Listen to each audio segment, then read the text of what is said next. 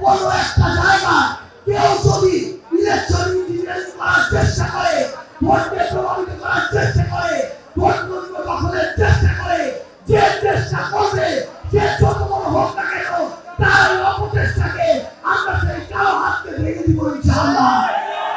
আপনারা জাতীয় নির্বাচনে কিছু কিছু আসনে ইঞ্জিনিয়ারিং করেছেন, কিছু কিছু আসন আপনারা নিয়েছেন, তারপরে আমাদের জায়গা থেকে বাংলাদেশের জাতীয় স্বার্থকে সামনে রেখে আমরা সেই নির্বাচনকে মেনে নিয়ে আমরা গণতান্ত্রিক উত্তরণের দিকে এগিয়ে যাচ্ছি।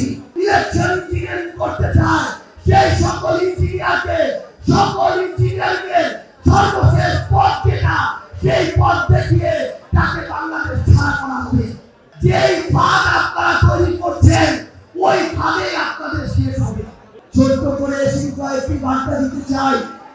আমরা কয়েকদিন আগে একটি খবরে দেখলাম যে বাংলাদেশের অন্যতম আরেকটি ইন্টেলিজেন্স প্রতিষ্ঠান ডিজিএফআই এর নতুন প্রধান নিযুক্ত হয়েছেন এবং নিযুক্ত হওয়ার 3 দিনের মধ্যে তিনি ভারত সফরে গিয়েছেন। বাংলাদেশের কোনো মিডিয়াতে এই খবর আসে নাই, কিন্তু আমরা স্পষ্ট করে একটা কথা বলতে চাই, আপনারা রাষ্ট্রের প্রয়োজনে, নিরাপত্তার প্রয়োজনে যে কোনো দেশে যে কোনো সময় যেতে পারেন, আমাদের সমস্যা নাই। কিন্তু আপনারা যদি বাংলাদেশের স্বাধীনতা সার্বভৌমত্বকে JBS Holdings Limited কোন জায়গায় বিকিয়ে দিয়ে আমাদের বাংলাদেশের স্বার্থকে ছোট করার বিন্দুমাত্র উপায় যারা করেন, সেই সুযোগ বাংলাদেশের মানুষ আর কোনোদিন দিবে না। আমরা স্পষ্ট করে আপনাদেরকে একটি কথা বলতে চাই, আমরা বাংলাদেশের সকল প্রতিষ্ঠানগুলোকে দলীয় একসাথী থেকে মুক্ত দেখতে চাই। এই সরকার গঠন করার পর তারা তাদের জায়গা থেকে যেমন বেশ কিছু ভালো উদ্যোগ নিয়েছে, যেমন বর্তমান প্রধানমন্ত্রী জনাব তারেক রহমানের বেশ কিছু উদ্যোগকে আমরা প্রশংসা করতে চাই। একইভাবে বাংলাদেশের গুরুত্বপূর্ণ প্রতিষ্ঠানগুলোকে দলীয়করণ করার যে অপচেষ্টা, এটাকে আমরা আমাদের জায়গা থেকে স্পষ্টভাবে প্রতিবাদ করে রাখলাম।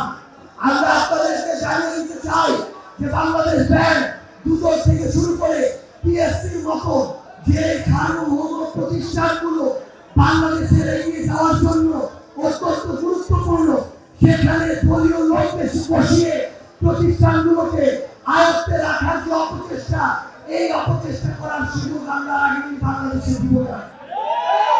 আপনারা জাতীয় নির্বাচনে কিছু কিছু আসনে ইঞ্জিনিয়ারিং করেছেন, কিছু কিছু আসন আপনারা নিয়েছেন, তারপরে আমাদের জায়গা থেকে বাংলাদেশের জাতীয় স্বার্থকে সামনে রেখে আমরা সেই নির্বাচনকে মেনে নিয়ে আমরা গণতান্ত্রিক উত্তরণের দিকে এগিয়ে যাচ্ছি।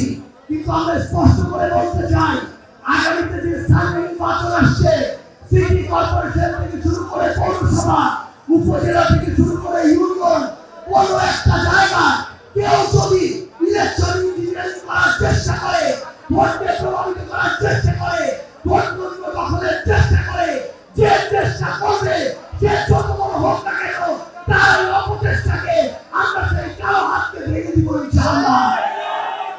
জনগণের ভোট, জনগণকে সেই ভোটের অধিকার বুঝিয়ে দিতে হবে। কোন দলের সাথে আমাদের সমস্যা নেই। অভ্যুত্থানের আগে আমরা একসাথে ছিলাম, অভ্যুত্থানের পরে আমরা একসাথে থাকবো, কিন্তু কোন দল, দলীয় পরিচয় হোক আর না হোক, কেউ যদি আমাদের ভোটাধিকার কেড়ে নিতে চায়, ভোটকে প্রভাবিত করতে চায়, ইলেকশন ইঞ্জিনিয়ারিং করতে চায়, সেই সকল ইঞ্জিনিয়ারকে, সকল ইঞ্জিনিয়ারকে সর্বশেষ পথ যেটা, সেই পথ দেখিয়ে তাকে বাংলাদেশ ছাড়া করা হবে। আগামীতে আমরা স্পষ্ট করে শুধু একটা কথা বলে দিই, আমরা আমাদের ভোটাধিকারটা চাই। আমরা আমাদের প্রতিষ্ঠানগুলোকে স্বাধীনভাবে ফাংশন করতে দেখতে চাই। আমরা জনগণ প্রত্যেকটা প্রতিষ্ঠান থেকে আমাদের যে সেবাগুলো, এই সেবাগুলো বিনা টাকায় পাইতে চাই। আওয়ামী লীগের আমলে প্রত্যেকটা অফিসে দলীয় সমিতি দিয়ে ভরে গিয়েছিল। একজন ডাক্তারকেও কর্মচারী সমিতিরা তটস্থ করে রাখতো। আমরা ওই বাংলাদেশ দেখতে চাই না, যে বাংলাদেশ অন্য আরেকটা দলের সমিতি আবার মানুষকে তটস্থ করে রাখবে।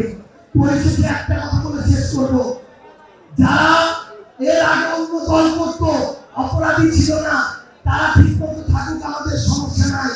কিন্তু ফ্যাসিবাদের যারা প্রমাণিত দোষর, যারা জুলাইয়ের প্রমাণিত বিরোধী, তাদেরকে যদি আপনারা প্রশ্রয় দেন, যেই ফাঁদ